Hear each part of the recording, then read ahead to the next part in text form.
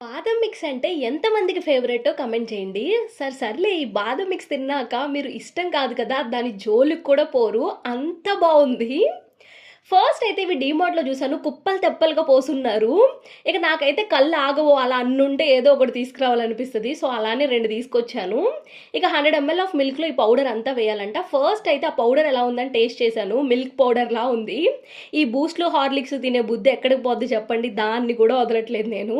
ఇక 100 ML of మిల్క్‌లో ఈ powder అంతా వేసేసాను. సర్ప్రైజింగ్‌లీ పిస్తా పప్పు కూడా పైన తేలుతున్నాయి. అబ్బో! పెద్ద విషయమే ఉందనుకున్నాను గానీ, టేస్ట్ చూసాక మాత్రం ఏం విషయం లేదని అర్థమైంది. ఏం బాలేదు. సరే హాట్‌గా ఉంది బాలేదేమో అనుకోని ఫ్రిడ్జ్‌లో పెట్టాను. చల్లగా అయ్యాక టేస్ట్ చూసాను. ఓ పెద్ద డిఫరెన్స్ ఏం లేదండి. సేము. ఏం నచ్చలేదు నాకు.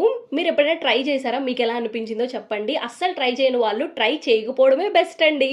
మీరైతే ఈ వీడియోని లైక్ చేయండి and do subscribe as well. Thanks for watching.